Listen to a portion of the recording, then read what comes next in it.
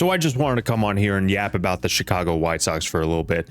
I might do this for every team before the regular season starts. I know John Boy and JM Baseball, Talking Baseball, they do their team profile and projections. I might kind of do a little bit of the same thing and just try it out. But I was looking at the Pacoda projections and looking at the Chicago White Sox. They are projected to win 61.8 games, which I think is a little bit high. Is that crazy to think that's high for a team? Especially when you have Colorado with 54.8 projected wins as of today, which is 2/20, February 20th, for those who want me to spell out the whole entire month. Shout out to you. But the Chicago White Sox were such a dumpster fire last year, a train wreck, whatever adjectives, verbs you want to use, whatever nouns, I don't know. I wasn't an English major. A big thing full of trash and something that involves fire. That's what they were. They won 41 games, one of the worst teams. No, the worst team in baseball history. And it's kind of nuts that we got to see that. They did great things. Terrible, but great. Shout out Harry Potter and the Sorcerer's Stone, Philosopher's Stone, for those of you in Europe or England, whatever. Anyway, look at all this red. The funny thing is, they ended the season on kind of a high note. They won 5 out of their last 6 games, which kudos to them. They finished as strong as a 41 win team could possibly do it. Their best player, Luis Robert Jr., had a pretty awful year. He was hurt, dealt with nagging injuries, almost 400 ABs, 14 homers, OPS under 700, 87 OPS plus. It's kind of nuts that Andrew Benintendi had a higher OPS plus, hit 20 bombs. And I was looking at Andrew Benintendi's page earlier before I hit record. Negative 0.8 WAR on the year for him. And it's kind of nuts how they had Garrett Crochet and Eric Fetty. And Eric Fetty had a higher WAR than Garrett Crochet, which is kind of wild to me. But anyway, Garrett Crochet was the ace of the club, in my opinion. Actually, that's kind of just facts. But he's not with the team anymore. And it's kind of nuts that they still only won 41 games with Garrett Crochet at the helm. And both him and Eric Fetty are not a part of this team anymore. In fact, they lost. Let's go through who they lost. A little bit of who they lost, who's important. They lost Michael Soroka, who started some games for them early on in the year. He was actually really, really good out of the pen. For those of you who paid attention, you know.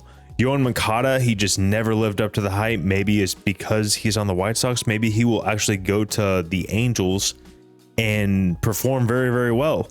Who knows? Maybe he'll live up to the hype, but he's going to get all the playing time in the world with, what's his name? Rendon out for the year with hip surgery. Clevenger's a free agent. Nick Senzel's a free agent. Couple minor league deals for several players that left the team. Gavin Sheets, Aniel De Los Santos, Martin Maldonado, who I'm surprised has not retired, and Max Stassi. You lost Chris Flexen and Nicky Lopez. Both of them went to the Cubs on minor league deals. And who do they bring in?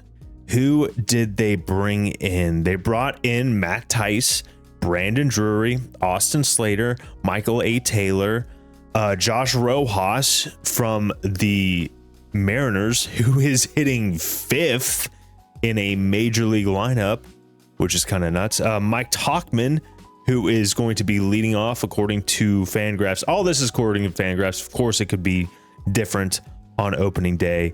Got Miguel Vargas from the who did they trade to the Dodgers? You got Miguel Vargas. I totally forgot about that trade. And Martin Perez is going to be the ace of this team. And Jonathan Cannon, Davis Martin, Sean Burke, Bryce Wilson, who you brought in as a free agent, who's been a reliever for most of his career, most of his major league career.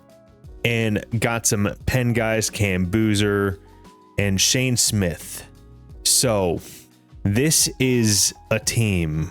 This is a major league baseball team. And it's just nuts, man. It is just nuts. Now, it is almost impossible for a team to be as bad as they were last year, even though they lost Eric Fetty, even though they lost Garrett Crochet. It's got to be pretty much impossible for them to outdo themselves as far as losses go in 2025. I don't think there's any way they're going to win less than 41 games. I just don't think it's possible. They're going to get some wins. I think it was a very, very good sign that Andrew Benintendi actually hit 20 home runs last year. I don't remember what he did the year previously, but I'm pretty sure he has lacked in the power department for quite some time. And I know he did really poorly in everything else. 229 average when he used to be a contact guy. I mean, he was an all-star with the Royals when he hit 320 with them in the first half of that year. And then he went to New York and he kind of, dropped off a little bit average wise, but he still put up at a 108 OPS plus in his time in the Yankees. And that was just 2 years ago in 2022. And I mean, dare I say this year was a lot better than his previous year in 2023, where he had 5 home runs, OPS plus of 88, ticked up to OPS plus of a 95 this year. They're going to need him to do something. They're going to need him to have a better year this year, because I think everyone is available for trade. Anyone they don't see who could be on the team in the next, in 3 years, if you don't think he could be a vital part to this club in 3 years from now, I think they got to trade him. Like Andrew Benintendi, they need to get him off to a hot start. And how many years does he have left on his deal? Let's see here. How many years does he have left on his deal? Where are the salaries? Let me scroll all the way down. Isn't it Chicago's highest paid contract that they've ever given out? So he has 3 years left. He's making $17 million this year, next year, and $15 in 2027. That is a little bit of money for a guy who's going to put a sub 100 OPS plus if he does that again this year. So he needs to get off to a very, very hot start, and they need to trade him at his highest value, which is probably still not going to be that high. And he's hitting third in this lineup, which is crazy. Luis Robert, who we've seen him have a very, very good season. I think that was 2023. He had a little bit more protection in that lineup. Let me see here. Yeah, he put up a 5 WAR season. He hit 38 home runs, stole 20 bags, OPS plus of 130, 857 OPS. I mean, his nickname has been the Cuban Mike Trout when he was coming up, when all this hype was surrounding him. He needs to pop off, and I think they need to trade him too, because he could be a very, very good player. They could get some good return on him. They could get some very, very good prospects for him. And maybe they get something from Andrew Vaughn. I hope they get something from him. Maybe Miguel Vargas lives up to a little bit of what he was supposed to be. He had a horrible season last year. I mean, 150 average in 237 plate appearances. Man, that is just, he was a pretty high prospect as well. Same with Corey Lee, who's going to be their everyday catcher, hitting 9th. He was a top prospect. I think Houston drafted him in the first round. So he has some potential there. One good thing to maybe look forward to is you got Colson Montgomery penciled in here, 8-hitter, according to Fangraphs, starting shortstop.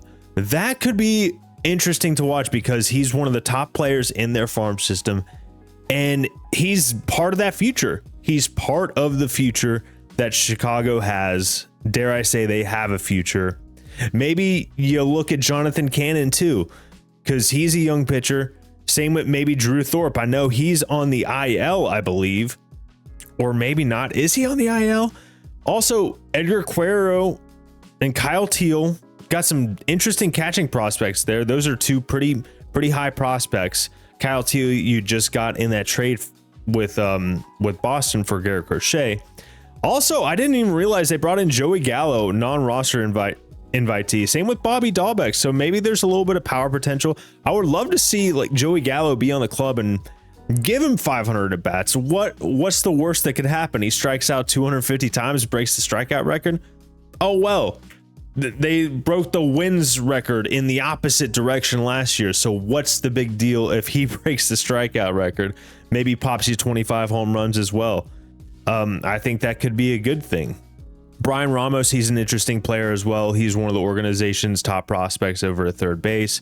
Maybe get him in the bigs at some point.